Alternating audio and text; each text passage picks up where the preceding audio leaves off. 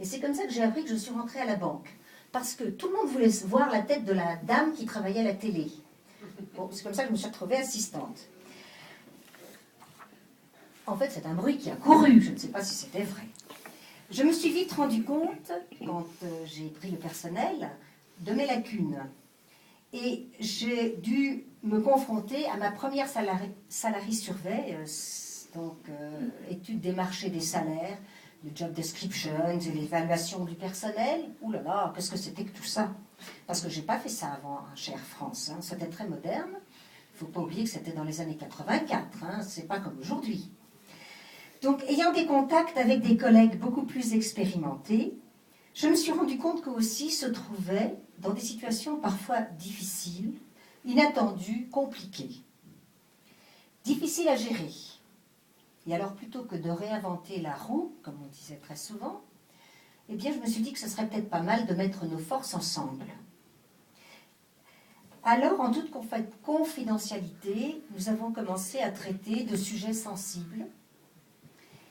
Et puis, l'idée a gerbé. Et c'est ainsi qu'est né le POG. Rien à voir avec le FOG, parce qu'on me l'a fait souvent. Hein. FOG, dans le brouillard, non. On naviguait à vue, mais pas dans le brouillard. À l'époque, ce n'était pas chose facile, parce que tout ce qui touchait les banques était très confidentiel. Les employés de banque, très confidentiels. Et c'était très utopique de penser qu'on pouvait se réunir et que ce soit accepté par nos directions. Ces échanges étaient très difficiles et c'était difficile à tenir parce qu'en plus, les ressources humaines étaient considérées comme un coût. Donc on n'était pas productif, on était simplement coûteux. On avait du prix, mais on était coûteux. J'ai eu la chance de convaincre quelques-uns de mes collègues et surtout leur directeur. Je tourne la page. Georges, aide maman. Voilà. Moi, je filme. Merci. Au bureau, c'est pratique. C'est nettement plus facile pour lire. Alors, nous avons commencé à nous réunir à tour de rôle dans nos banques respectives. En fait, comme je suis très émotive, j'ai préféré écrire parce que je perds le fil déjà comme ça. Alors, qu'est-ce que ce serait? Alors, nous nous sommes réunis à tour de rôle dans nos banques respectives. On mangeait des sandwichs dans nos salles de conférence, qu'on devait rendre propre quand même après. Et on discutait de problèmes à résoudre avec une éthique bien établie de ne pas se chipper les employés des uns aux autres. En devenant solidaires, nous étions 1, 2, 3, 4. Nous sommes passés à une bonne douzaine, puis à 23. Ce qui nous a amené le 29 octobre 1992 à nous officialiser après nos débuts informels. C'est M. Haas. Je ne sais pas qui connaît M. Haas ici. Vous êtes tous trop jeunes. M.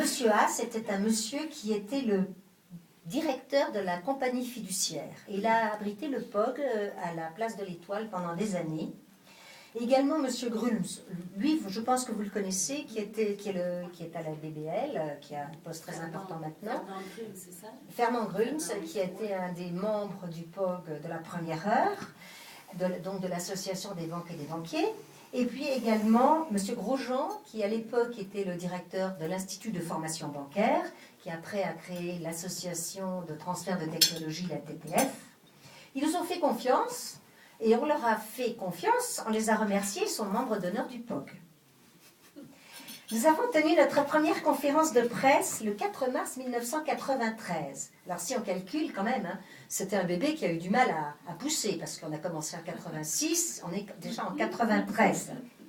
Mais nous étions déjà 30 membres. Dur.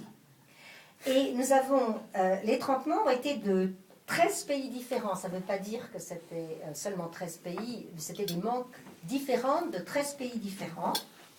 Oui, bureau, merci. C'était enfant de cœur. Oui.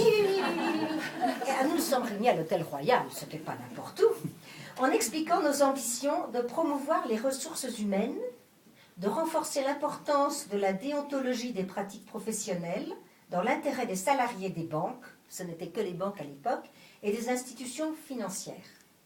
Nous avons enfin rappelé nos objectifs, c'est-à-dire la volonté de respect, qui n'était pas évident, d'étudier et d'exploiter au mieux à travers notre coopération l'application des techniques de formation et de communication sociale. C'est un beau projet, n'est-ce pas? Alors, nous avons des projets tels, alors là, accrochez-vous parce que j'ai du mal à le dire, mais vous allez avoir du mal à comprendre. C'était essayer de trouver une solution, c'est un de nos premiers projets, à l'épineux problème des transferts des droits de pension. Attention, arrêt sur image. Complémentaires, alors c'était les pensions complémentaires, d'un établissement à l'autre en cas de changement d'emploi par un employé, respectivement d'un pays à l'autre, pour les employés temporairement expatriés. Pour ceux qui n'ont pas compris, elle vous expliquera après. C'était un de nos premiers projets, on s'était lancé dans un truc très compliqué, mais c'est vrai qu'à l'époque, les On pensions ne s'étonne que ça suivaient durait pas 7 ans. les gens, et quand ils avaient fini leur carrière, ils n'avaient pas de pension, ou très peu. On s'étonne que ça a duré 7 Alors, ans. Tiens. Ça s'étonne, oui, c'est pas étonnant. Notre but était déjà de valoriser les personnes, même si le premier projet n'était pas si évident, de déceler les talents et de mettre en place un carrefour de rencontres conviviales et formatrices. Nous avons inventé, je peux le dire, les déjeuners-débats avec des partenaires qui nous apportaient des idées novatrices. Il y avait une société qui s'appelait Lyon International, je ne sais pas si vous connaissez cette société, qui était menée par un jeune homme qui s'appelait Éric Monnoyer de Galant et qui donnait des jeux de rôle. Mais c'était extrêmement intéressant parce que dans ces jeux de rôle, il mettait en scène des patrons, des employés, des problèmes. Personne ne croyait que c'était vrai. Mais si, ça reflétait vraiment la réalité. Nous avons bien spécifié à diverses sociétés qui nous contactaient pour se faire connaître que le POG n'était pas une société de publicité ni de promotion et que nous ne voulions traiter que des sujets nécessaires ou intéressants pour faire évoluer les ressources humaines.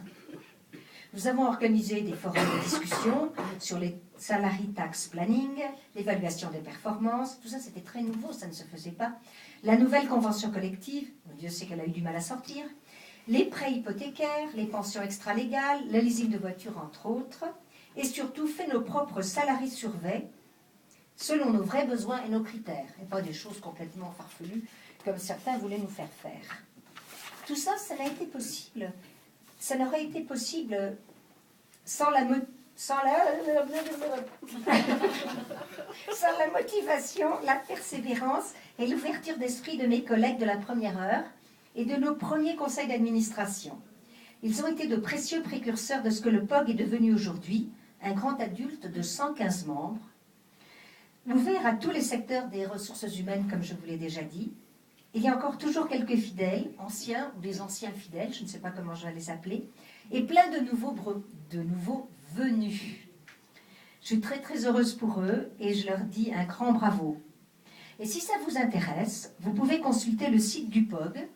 Vous serez étonné de sa dynamique évolution. J'étais très étonnée moi-même parce que j'étais privée pendant un an de mon PC et là je viens de tout redécouvrir, j'étais sidérée. Alors je ne sais pas si vous avez de quoi écrire, sinon vous pourrez me demander tout à l'heure. Il y a le pogdrh@gmail.com, il y a info@pog.lu, il y a aussi le téléphone. Je vous dirai ça peut-être tout à l'heure, plus confidentiellement. Alors, je vais vous donner le nom du président, qui s'appelle Olivier Noblot, qui m'a donné aussi son numéro de mail privé. Et voilà, je vous ai tout dit sur le POG, en tout cas un tout petit peu. Je vous remercie de votre attention. Y a-t-il des questions ?